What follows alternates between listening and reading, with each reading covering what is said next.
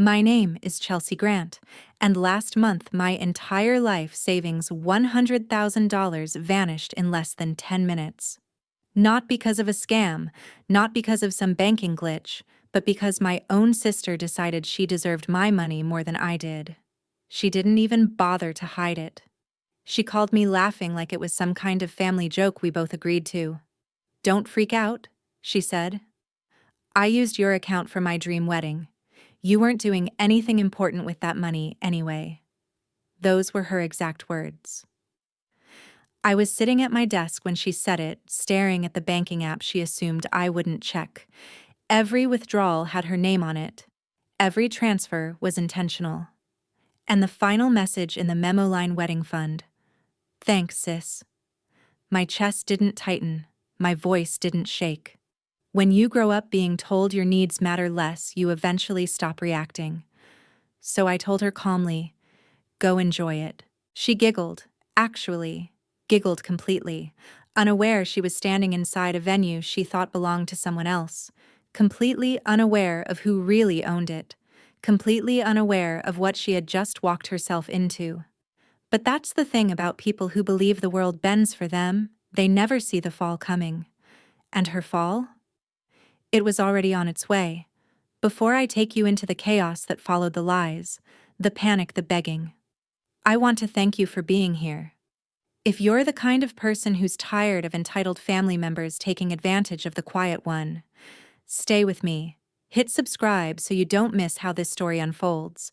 Because trust me, the ending is nothing like what my sister expected.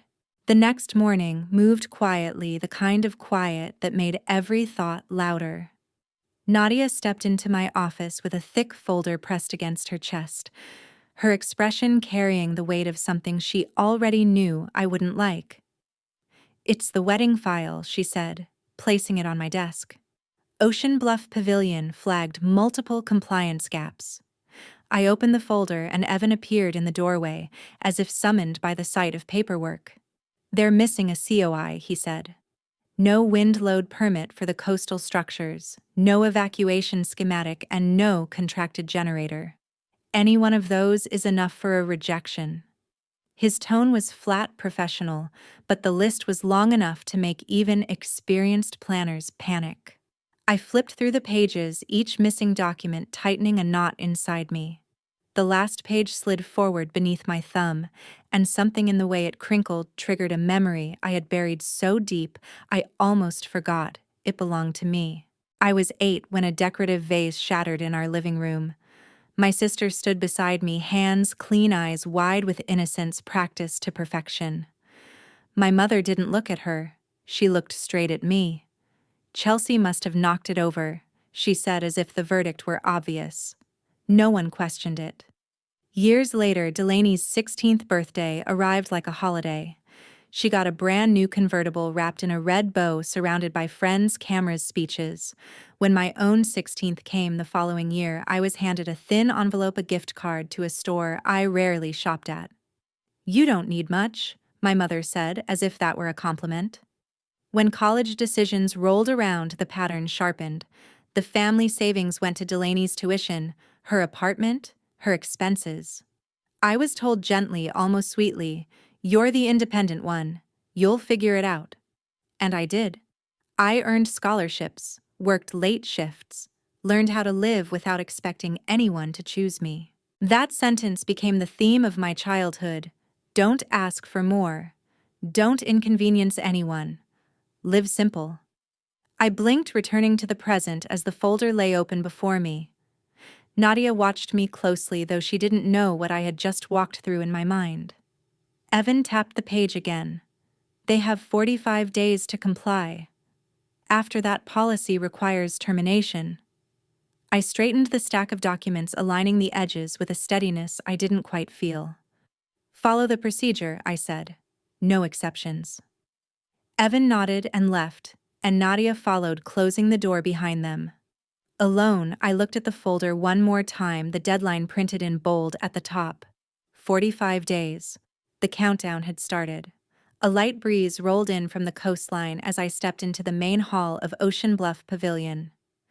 The setup team had just finished arranging the preview table when Delaney swept in, like she owned the place, pulling Zach along while my parents trailed behind her. She didn't acknowledge me, she rarely did, when an audience was present. She went straight to the display of premium packages, stopping at the Seaside Luxury tier, a package priced at nearly $200,000, complete with private shoreline access, a full weekend takeover, and an extended lighting program designed for high-budget weddings. This one, Delaney declared, tapping the glossy brochure. Nothing else fits our vision. Zach smirked, adjusting his sunglasses, even though we were indoors, nodding as if he had contributed a single idea. Yeah, this is the vibe, he said, glancing at the stage mock-up like he was rehearsing for a performance.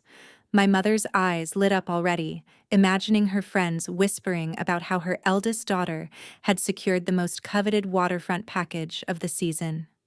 My father hesitated, shifting his weight. Delaney, this is a significant expense, he said, voice low but tense. Maybe we should review the numbers before. My mother cut in sharply. Harold, we agreed we wouldn't limit her options. This is her once-in-a-lifetime day. She placed a firm hand on his arm, leaving him no room for discussion. He went silent, jaw tightening the way it always did when he was outvoted before he even began. Delaney finally turned her attention to me. Chelsea, she said, voice smooth, but edged with something colder. You know how this works. Some people in a family are investments. Others support the investment. She smiled faintly. I'm the one they poured into. You're the one who understands her place. I hope that makes sense. I didn't respond. I just watched her, keeping my expression neutral, as Zach began asking the coordinator about drone coverage, spotlight rehearsals, and whether the aisle could be extended to add a dramatic element. His tone made it clear he viewed the wedding as a personal production rather than a shared milestone. My father attempted one more cautious interruption, mentioning timelines and savings, but my mother shot him a look that closed the conversation instantly. Delaney deserves the best, she said. This family has always done right by her. She glanced at me as if daring me to contradict her. While the coordinator reviewed the projected schedule, Delaney leaned closer, lowering her voice. Try not to make this difficult.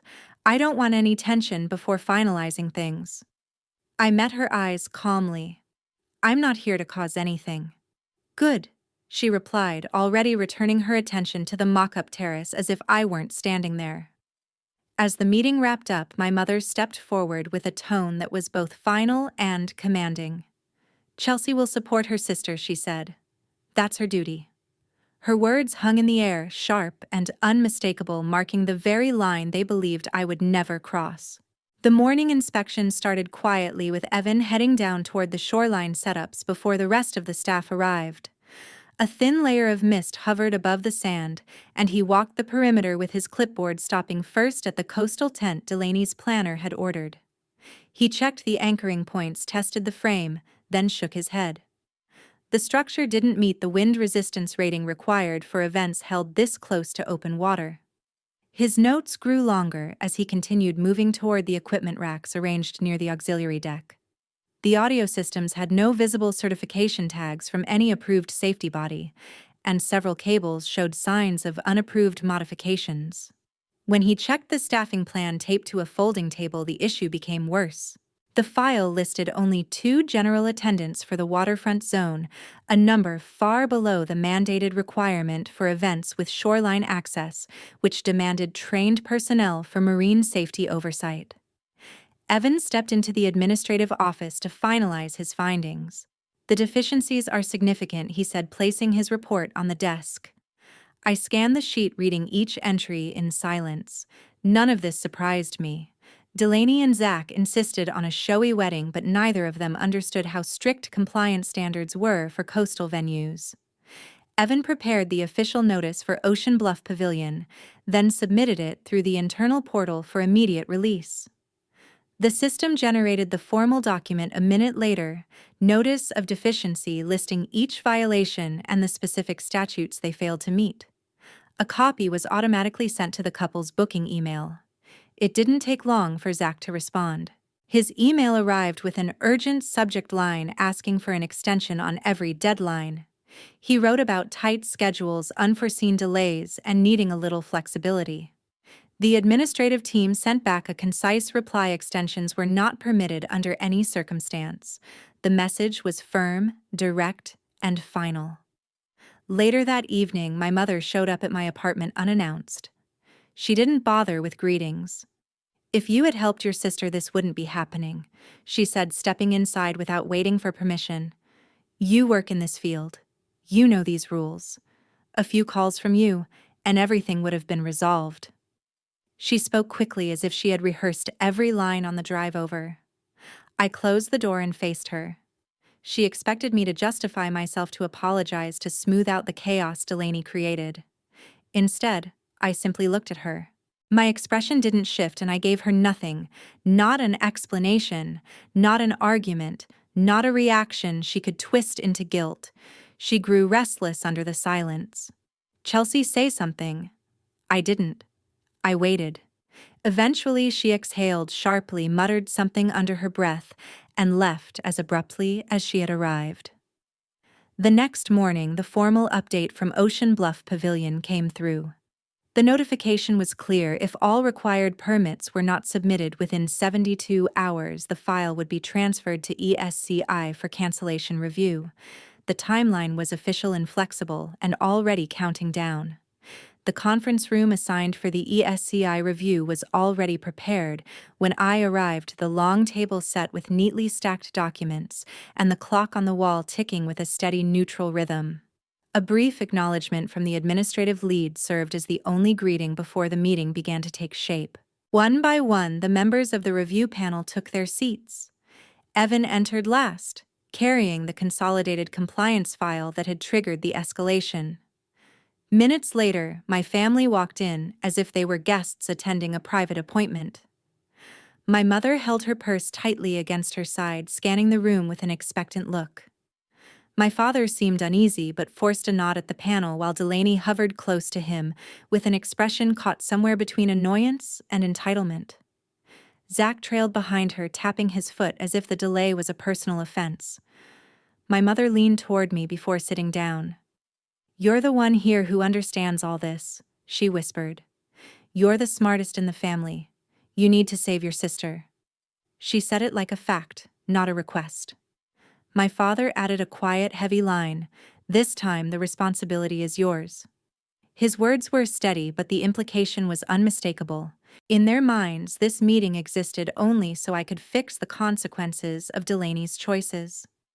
The session opened with procedural confirmation. The panel reviewed the timeline, the deficiencies, and the failed attempts to secure the required documents. Each finding was read without commentary, the tone strictly professional. As they moved through the evidence: non-compliant tent structure, uncertified equipment, and insufficient staffing, Delaney fidgeted. Zach rolled his eyes, and my mother glanced at me repeatedly, waiting for me to intervene. But I didn't speak. When the discussion reached its final stage, the chair reviewed the statutory requirements for coastal events, the mandate for minimum safety certification, and the procedural limits on extensions. The conclusion approached with deliberate steps, the room tightening with every line read aloud. Delaney muttered under her breath, "This is ridiculous," but no one acknowledged her. My mother finally broke decorum. "If my daughter this one helped, none of this would be an issue," she said, pointing at me as if presenting evidence. Her voice carried frustration and an old, familiar accusation. The panel remained silent. Evan placed the final folder on the table, flipping it open to the decision page. I looked at the documents. Years of being talked over, minimized, and expected to sacrifice flashed through my mind, not through dramatic recollection, but with the clarity of accumulated memory. Every moment had led here. Every assumption they made about me was laid out between these pages. Evan slid the file toward me. "Signature is required for confirmation," he said, his tone steady.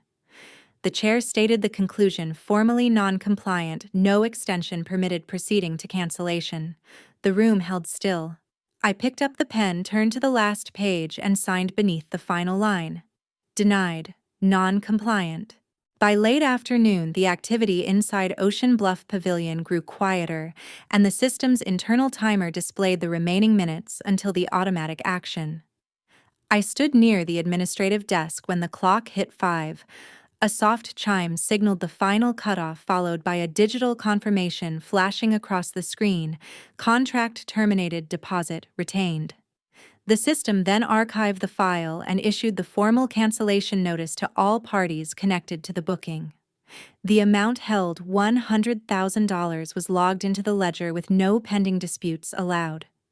Within moments, the front doors burst open, and Delaney stormed into the lobby with a stack of papers clutched in her hands. Her voice rose immediately, sharp and uncontrolled, demanding someone reverse the decision. She threw the documents across the counter pages, scattering across the polished floor. "This can't be real," she shouted. "You can't just keep our money." Zach hovered behind her arms, folded, acting offended rather than alarmed. My mother rushed in next, out of breath and panicked, while my father followed slowly, looking defeated, before the conversation even began. Delaney turned her anger toward the nearest staff member, insisting the system must have made an error. When the receptionist calmly directed her to the official notice, she erupted again, claiming someone had sabotaged her. I stepped forward and the room shifted. Delaney whipped around, eyes red and furious. "You!" she screamed. "This is your fault." I held her gaze, my voice steady. "You told me I needed to understand you," I said. "But you never once tried to understand me." My mother pushed between us. "We need a private room," she said urgently. "We can talk this out. Chelsea can fix it if she wants to." The security team approached with measured professionalism. "Private rooms are for scheduled appointments," one officer said. "You'll need to step outside if you're not conducting official business." "We're family," my mother protested. "We have every right to speak to her." "Not here," the officer replied firmly. "You'll have to exit the lobby." Delaney stomped forward, trying to force her way past, but the officers blocked her path, maintaining a calm, consistent boundary. She shouted that she had been wronged, that her wedding was ruined, and that someone needed to take responsibility. The frustration in her voice built with every sentence, rising until it cracked. When she realized no one was moving for her, she spun back to me, shaking with rage. "You ruined my life," she screamed as though she believed it. I didn't flinch. "No," I answered, my tone quiet but unshakable. "I just stopped letting you ruin mine." Her expression froze, the words hitting her harder than any argument could. The scene held for a moment, Delaney trembling, my mother stunned, my father silent. Zach stepping back, as if distancing himself from blame, while the cancellation notice printed behind the desk: final and irreversible. The aftermath unfolded quietly at first, with a series of emails landing in different inboxes across the Grant family. The earliest came from the vendors' invoices marked with penalty fees, cancellation charges, and outstanding balances that were no longer negotiable. Each line item carried amounts that reflected the scale of the wedding Delaney had tried to build: expensive, extravagant, and now completely non-refundable. More messages followed from credit reporting agencies notifying her that multiple unpaid balances combined with the forfeited deposit had triggered a sharp decline in her credit score. She tried calling customer service, insisting it could be reversed, but the representatives repeated the same thing: the damage came from her own financial history. Meanwhile, Zach sent an email instead of meeting her in person. It was brief, almost clinical. He wrote that he needed stability and could not move forward with a partner who created avoidable crises. He ended with a request to retrieve the suit he had left in her apartment. There were no apologies, no explanations, only a cold signature with his full name, as if the relationship had never existed. Not long after, my mother received a different kind of message, one from her bank. They required documentation for the large transfers she had made during the wedding preparations. The requests were standard compliance checks, but to her, they felt accusatory. She called the bank, repeatedly convinced there was a misunderstanding, while my father sat at the dining table with a stack of printed notices. He didn't say much, yet his silence carried a weight that revealed he finally understood how long he had allowed Delaney to act without boundaries. He looked at each form slowly, as if seeing the consequences through new eyes. Delaney, unable to keep up with the mounting payments, took a job at a small resort outside the city. The work was ordinary: guest check-ins, linen counts, housekeeping assistance, but it was steady, and she needed the paycheck. Her co-workers treated her kindly, unaware of her family history or the failed luxury wedding that had fallen apart. At night, she returned to a modest apartment she shared with two roommates, the kind she had once claimed she would never live in. The reality of her situation settled slowly, tightening around her life week by week. One afternoon, she came to my office. She waited in the lobby, holding a folder that had been opened so many times the edges had curled. When I stepped out, her voice wavered. "Please," she said, "help me one last time." She held the folder out as if it contained the remnants of everything she had lost. I didn't take it. Instead, I motioned for her to sit while I called someone in. My attorney arrived a few minutes later, placed his briefcase on the table, and opened it calmly. I slid Delaney's folder toward him untouched. He reviewed the documents with a practiced eye, then closed the file gently and turned toward her. His voice was steady, leaving no space for debate. "Ms. Delaney," he said, "any communication with Chelsea will go through me from this point forward." A few weeks later, the rhythm of my days shifted into something quieter. My new apartment sat along a stretch of the coast where the air carried a hint of salt, even with the windows closed. I had picked it because it wasn't tied to any memory, no childhood arguments, no footsteps of people who assumed they had the right to take from me. Just a hallway, a set of keys, and a view that didn't demand anything from me. After settling in, I changed my number, updated every account, and set filters on my email so only legal communication reached me. I didn't send explanations or warnings. I didn't write long messages about needing space.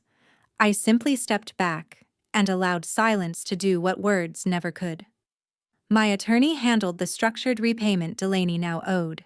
He kept a record of transfers, confirmations, and correspondence that didn't involve any emotion. It was a strange relief knowing the only connection left between us was a scheduled financial agreement. No late-night calls, no pleading, no accusations, just terms and consequences. With the noise gone, my mind finally had room to breathe. When I looked back, it wasn't with bitterness, it was with clarity. I remembered the small moments that had stacked themselves into a pattern, the way expectations were placed on me but not my sister, the way my needs were always second, the way she moved through life, assuming someone else would absorb the impact of her choices. Then the day she took the money and acted as if it was something she deserved, like my future, was an optional detail she could erase. Her collapse wasn't something I celebrated. It wasn't some victory. It was simply the result of decisions she made long before the wedding existed. And as I watched her try to navigate the fallout, I didn't feel satisfaction. I felt distance. The kind of distance that forms when you finally understand that someone has been standing on your boundaries for years, and you were the one holding the door open. There were evenings when I sat on my small balcony and let the sound of waves settle the parts of me that had been tense for too long. I wasn't rebuilding in dramatic ways, no sudden career leap, no grand transformation. I was just learning how it felt to make choices without asking if someone else approved. That was enough. People sometimes talk about family as if it's a shield, an automatic guarantee of love, fairness, or loyalty. My experience was different. What I learned was this: blood isn't a free pass to cause harm. It's not a defense. It's a responsibility. And if someone refuses to honor that responsibility, distance isn't cruelty. It's protection. I also learned that boundaries don't destroy families. They reveal who's willing to respect one. Some people step closer. Some step away. And some were never truly beside you to begin with. For the first time, I wasn't chasing acceptance or trying to fix situations I didn't create. I wasn't waiting for an apology that might never come. I wasn't standing in the shadow of someone else's wants. I was building a life where I could say no without guilt, and yes, without fear. To anyone who has ever been expected to carry a weight that wasn't theirs, I hope this story reminds you that stepping back doesn't make you ungrateful or cold. It makes you aware, and awareness is the first step toward freedom. Thank you for staying with me until the end of this journey. I genuinely appreciate every person who listens, reflects, and shares their own stories. If you've ever experienced favoritism, financial manipulation, or the pressure to keep the peace, I want you to know you're not alone. Your voice matters, your boundaries matter, and your future does not belong to the people who try to rewrite it. If you'd like to hear more stories like this, feel free to subscribe, leave a comment, or share your own experience. Your support means more than you realize. One evening, I walked down to the shoreline and let the water brush over my feet. The sky was a soft, fading blue, carrying the last notes of daylight. I stood still, letting the breeze settle against my skin.